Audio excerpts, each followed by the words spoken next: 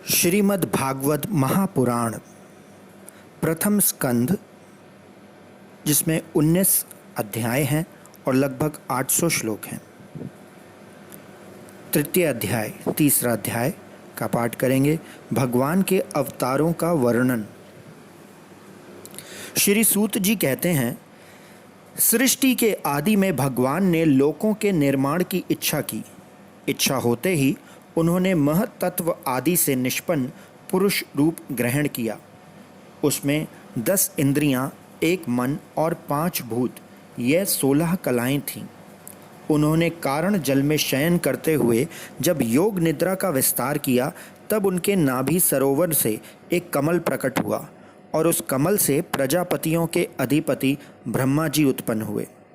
भगवान के उस विराट रूप के अंग प्रत्यंग में ही समस्त लोकों की कल्पना की गई है। वह भगवान का विशुद्ध सत्वमय श्रेष्ठ रूप है।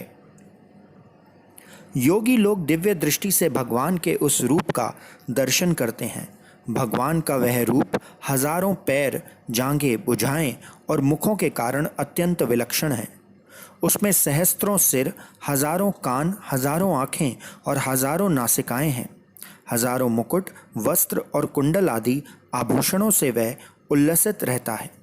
भगवान का यही पुरुष रूप, जिसे नारायण कहते हैं, अनेक अवतारों का अक्षय कोश है। इसी से सारे अवतार प्रकट होते हैं। इस रूप के छोटे से छोटे अंश से देवता, पशु, पक्षी और मनुष्य आदि योनियों की सृष्टि होती है। उन्हीं प्रभु ने पहले कुमार सर्ग से सनक, सनंदन, सनातन और सनत कुमार, इन 4 ब्राह्मणों के रूप में अवतार ग्रहण करके अत्यंत कठिन अखंड ब्रह्मचर्य का पालन किया।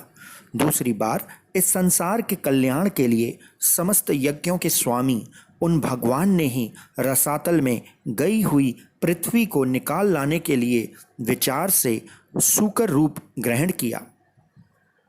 ऋषियों की सृष्टि में उन्होंने देव ऋषि नारद के रूप में तीसरा अवतार ग्रहण किया और सातत्व तंत्र का, जिसे नारद पांचरात्र कहते हैं, उपदेश किया। उसमें कर्मों के द्वारा किस प्रकार कर्म बंधन से मुक्ति मिलती है, इसका वर्णन है। धर्मपत्नी मूर्ति के गर्भ से उन्होंने नर नारायण के रूप में चौथा अवतार ग्रहण किया। इस अवतार में उन्होंने ऋषि बनकर मन और इंद्रियों का सर्वथा संयम करके बड़ी कठिन तपस्या की। 5वें अवतार में वे सिद्धों के स्वामी कपिल के रूप में प्रकट हुए और तत्वों का निर्णय करने वाले सांख्य शास्त्र का, जो समय के फेर से लुप्त हो गया था, आसुरी नामक ब्राह्मण को उपदेश किया।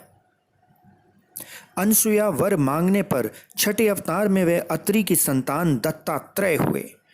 इस अवतार में उन्होंने अलर्क एवं प्रहलाद आदि को ब्रह्म ज्ञान का उपदेश किया।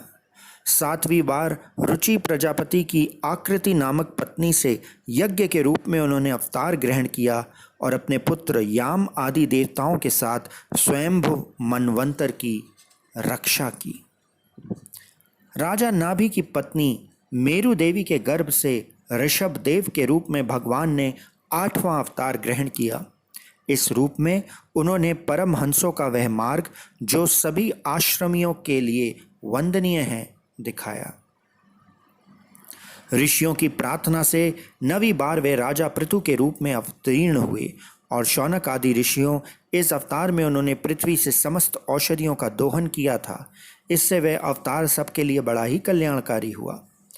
चाक्षुष मनवंतर के अंत में जब सारी त्रिलोकी समुद्र में डूब रही थी, तब उन्होंने मत्स्य के रूप में 10वां अवतार ग्रहण किया और पृथ्वी रूपी नौका पर बैठकर अगले मनवंतर के अधिपति वैवस्व मनु की रक्षा की। जिस समय देवता और दैत्य समुद्र मंथन कर रहे थे, उस समय 11वां अवतार धारण करके कच्छप रूप से भगवान ने मंदराचल को अपनी पीठ पर धारण किया। 12वीं बार धन्वंतरी के रूप में अमृत लेकर समुद्र से प्रकट हुए और 13वीं बार मोहिनी रूप धारण करके दैत्यों को मोहित करते हुए देवताओं को अमृत पिलाया। 14वें अवतार में उन्होंने नरसिंह रूप धारण किया और अत्यंत बलवान दैत्यराज हिरण्यकश्यप की छाती अपने नखों से अनायास इस प्रकार फाड़ डाली, जैसे चटाई बनाने वाला सींक को चीर डालता है। 15वीं बार वामन का रूप धारण करके भगवान दैत्यराज बलि के यज्ञ में गए। वे चाहते तो थे कि त्रिलोकी का राज्य परंतु मांगी केवल 3 पग पृथ्वी। 16वें परशुराम अवतार में जब उन्होंने देखा कि राजा लोग ब्राह्मणों के द्रोही हो गए, तब क्रोधित होकर उन्होंने पृथ्वी को 21 बार क्षत्रियों से शून्य कर दिया। इसके बाद 17वें अवतार में सत्यवती के गर्भ से पराशर जी के द्वारा वे व्यास के रूप में अवतीर्ण हुए। उस समय लोगों की समझ और धारणा शक्ति कम देखकर आपने वेद वृक्ष की कई शाखाएं बना दी। 18वीं बार देवताओं का कार्य संपन्न करने की इच्छा से उन्होंने राजा के रूप में राम अवतार ग्रहण किया और सेतुबंध, रावण वध आदि वीरतापूर्ण बहुत सी लीलाएं की। 19वें और 20वें अवतारों में उन्होंने यदुवंश में बलराम और श्री कृष्ण के नाम से प्रकट होकर पृथ्वी का भार उतारा। उसके बाद कलयुग आ जाने पर मगध देश बिहार में देवताओं के द्वेषी दैत्यों को मोहित करने के लिए अजन के पुत्र के रूप में आपका बुद्ध अवतार होगा। इसके भी बहुत पीछे जब कलयुग का अंत समीप होगा और राजा लोग प्रायः लुटेरे ही हो जाएंगे, तब जगत के रक्षक भगवान विष्णु यश नामक ब्राह्मण के घर कल्कि रूप से अवतीर्ण होंगे। यहाँ 22 अवतारों की गणना की गई है, परंतु भगवान के 24 अवतार प्रसिद्ध हैं। कुछ विद्वान 24 की संख्या यूं पूर्ण करते हैं कि रामकृष्ण के अतिरिक्त 20 अवतार तो उपयुक्त हैं ही, शेष 4 अवतार श्री कृष्ण ही के अंश हैं। स्वयं श्री कृष्ण तो पूर्ण परमेश्वर हैं, वे अवतार नहीं अवतारी हैं, अतः श्री कृष्ण को अवतारों की गणना में नहीं गिनते। उनके 4 अंश ये हैं, एक तो केश का अवतार, दूसरा सुतपा तथा प्रश्नि पर कृपा करने वाला अवतार, तीसरा संकर्षण बलराम और चौथा परब्रह्म। इस प्रकार इन चारों अवतारों से विशिष्ट 5वें साक्षात भगवान वासुदेव हैं। दूसरे विद्वान ऐसा मानते हैं कि 22 अवतार तो उपयुक्त हैं ही, इनके अतिरिक्त 2 और हैं, हंस और हयग्रीव। शौनक आदि ऋषियों जैसे अगाध सरोवर से हजारों छोटे छोटे नाले निकलते हैं, वैसे ही सत्व निधि भगवान श्री हरि के असंख्य अवतार हुआ करते हैं। ऋषि, मनु, देवता, प्रजापति, मनुपुत्र और जितने भी महान शक्तिशाली हैं, वे सब के सब भगवान के ही अंश हैं। ये सब भगवान के अवतार, ये सब अवतार तो भगवान के अंश अवतार अथवा कला अवतार हैं, परंतु भगवान श्री कृष्ण तो स्वयं भगवान अवतारी ही हैं। जब लोग दैत्य के अत्याचारों से व्याकुल हो उठते हैं, तब युग युग में अनेक रूप धारण करके भगवान उनकी रक्षा करते हैं। भगवान के दिव्य जन्मों की यह कथा अत्यंत गोपनीय रहस्यमयी है। जो मनुष्य एकाग्रचित्त से नियम पूर्वक सायंकाल और प्रातःकाल प्रेम से इसका पाठ करता है, वे सब दुखों से छूट जाता है। प्राकृत स्वरूप रहित चिन्मय भगवान का जो ये स्थूल जगत आकार स्वरूप है, ये उनकी माया के महत्व आदि गुणों में भगवान में ही कल्पित है। जैसे बादल वायु के आश्रय रहते हैं और घूसरपना धूल में रहता है, परंतु अल्प बुद्धि मनुष्य बादलों का आकाश में और धूसरपने का वायु में आरोप करते हैं, वैसे ही अविवेकी पुरुष सबके साक्षी आत्मा में स्थूल दृश्य रूपी जगत का आरोप करते हैं। इस स्थूल रूप से परे भगवान का एक सूक्ष्म अव्यक्त रूप है, जो ना तो स्थूल की तरह आकार आदि गुणों वाला है, ना देखने सुनने में ही आ सकता है। वही सूक्ष्म शरीर है। आत्मा का आरोप या प्रवेश होने से यही जीव कहलाता है और इसी का बार बार जन्म होता है। उपर्युक्त सूक्ष्म और स्थूल शरीर अविद्या से ही आत्मा में आरोपित हैं। जिस अवस्था में आत्मस्वरूप के ज्ञान से यह आरोप दूर हो जाता है, उसी समय ब्रह्मा का साक्षात्कार होता है।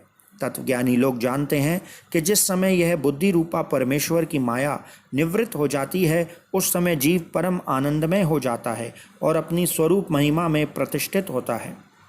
वास्तव में जिनके जन्म नहीं है और कर्म भी नहीं है, उन हृदयेश्वर भगवान के अप्राकृत जन्म और कर्मों का तत्वज्ञानी लोग इसी प्रकार वर्णन करते हैं, क्योंकि उनके जन्म और कर्म वेदों के अत्यंत गोपनीय रहस्य हैं। भगवान की लीला अमोघ है। वे लीला से ही इस संस्कार का सृजन, पालन और संहार करते हैं, किंतु इसमें आसक्त नहीं होते। प्राणियों के अंतःकरण में छिपे रहकर ज्ञानेंद्रिय और मन के नियंता के रूप में उनके विषयों को ग्रहण भी करते हैं, परंतु उनसे अलग रहते हैं। वे परम स्वतंत्र हैं। ये विषय कभी उन्हें लिप्त नहीं कर सकते।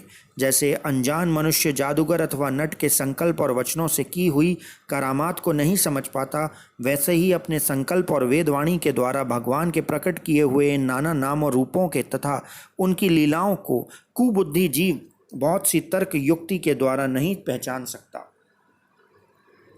चक्रपाणी भगवान की शक्ति और पराक्रम अनंत हैं, उनकी कोई था नहीं पा सकता। वे सारे जगत के निर्माता होने पर भी उससे सर्वथा परे हैं। उनके स्वरूप को अथवा उनकी लीला के रहस्य को वही जान सकता है जो नित्य निरंतर निष्कपट भाव से उनके चरण कमलों की दिव्य गंध का सेवन करता है, सेवा भाव से उनके चरणों का चिंतन करता रहता है। शौनक आदि ऋषियों, आप लोग बड़े ही सौभाग्यशाली तथा धन्य हैं जो इस जीवन में और विघ्न बाधाओं से भरे इस संसार में समस्त लोकों के स्वामी भगवान श्री कृष्ण से वह सर्वात्मक आत्मभाव व अनिर्वचनीय अनन्य प्रेम करते हैं, जिससे फिर इस जन्म मरण रूपी संसार के भयंकर चक्र में नहीं पड़ना होता। भगवान वेदव्यास ने यह वेदों के समान भगवत चरित्र से परिपूर्ण भागवत नाम का पुराण बनाया है। उन्होंने इस चलाधनीय, कल्याणकारी और महान पुराण को लोगों के परम कल्याण के लिए अपने आत्मज्ञानी शिरोमणि पुत्र को ग्रहण कराया। इसमें सारे वेद और इतिहासों का सार संग्रह किया गया है। शुकदेव जी ने राजा परीक्षित को यह सुनाया। उस समय वह परम ऋषियों से घिरे हुए आमरण अनशन का व्रत लेकर गंगा तट पर बैठे हुए थे। भगवान श्री कृष्ण जब धर्म ज्ञान आदि के साथ अपने परम धाम को पधार गए, तब इस कलयुग में जो लोग अज्ञान रूपी अंधकार से अंधे हो रहे थे, उनके लिए यह पुराण रूपी सूर्य इस समय प्रकट हुआ है। शौनक आदि ऋषियों, जब महातेजस्वी श्री शुकदेव जी महाराज वहाँ इस पुराण की कथा कह रहे थे, तब मैं भी वहाँ बैठा था। वहीं मैंने उनकी कृपापूर्ण अनुमति से इसका अध्ययन किया। मेरा जैसा अध्ययन है और मेरी बुद्धि ने जिस प्रकार इसको ग्रहण किया, उसके अनुसार इसे मैं आप लोगों को सुनाऊंगा। इति श्रीमद्भागवते महापुराणे परमहंस्या संहितायां प्रथम स्कंदे नैमिषारण्य उपाख्यान तृतीय अध्याय। ओम नमो भगवते।